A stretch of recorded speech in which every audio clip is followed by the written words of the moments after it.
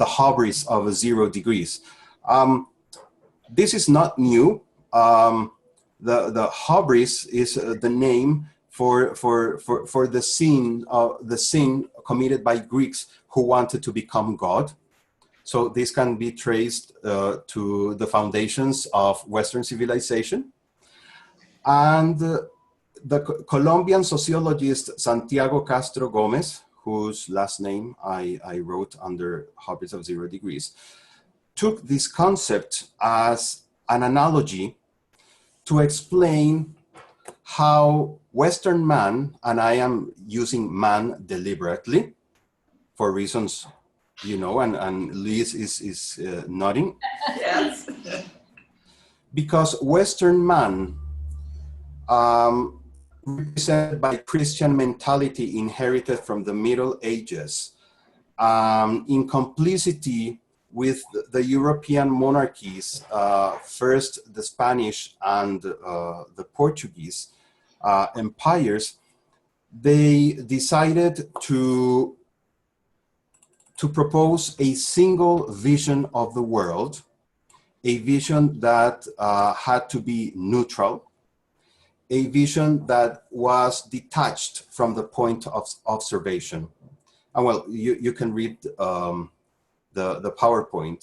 The purpose was to establish a fixed sovereign point of view external to the representation. And this has to do with perspective that informed the Mediterranean Catholic countries in Europe, the notion of perspective, like you can see, but you cannot be seen.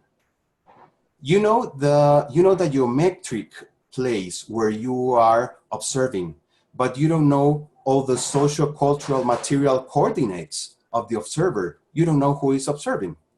And I was telling you that I had a hard time reading this chapter. And again, it's nothing against Schippers. I respect him.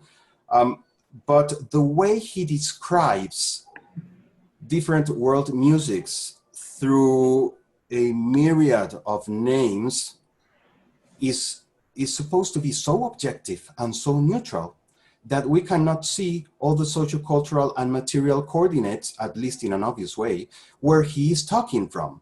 Like his notion of gender, his notion of others, his notion of himself, his background, his notion of Western music. Of course, you can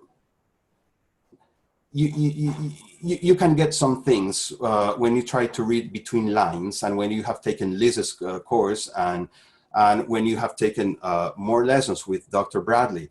But at first glance, you just see a very proper observer who is detached, describing something like they do in cartography, or proposing a taxonomy. And cartography and taxonomy have to do with the positivistic sciences.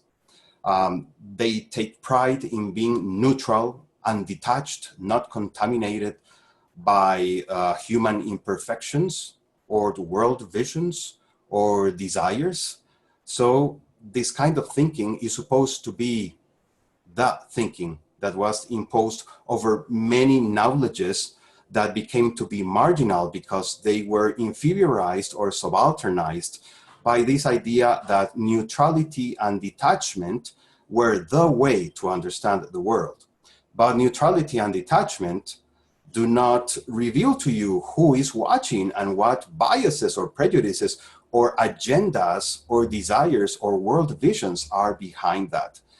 So I think the Hubris of 0 degrees is a very interesting and useful concept to understand not only why this chapter on world music is crafted the way it is in terms of taxonomy or cartography, but also the ways in which most Western scholarship about many things in many areas has been developed. Because the description, the pure, I put it in quotation marks, the pure descriptions distance the participants of that which is described from what it means to them. It is like when you go to the museum. When you go to the museum, you see how others have put artifacts, whether they are visual or sound artifacts or living things, like they do in the zoos, they have put limits to those artifacts, and they have already described through apparently or alleged neutral objective categories what they are. They have crafted that for you, and you don't have to do anything about it, but you don't know what visions of a specific person behind that act crafted things the way they were crafted for you. And here I have a question, because I have been talking a lot. I don't want it to be a monologue.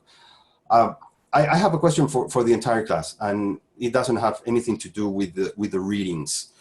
Well, two questions actually. I don't know if it's a multicultural class. Are all of you in the room Canadian? No. So we have it. You can't really see the class, but we do have people from various backgrounds. We have at least 2 Americans in the room, one of whom is also Canadian.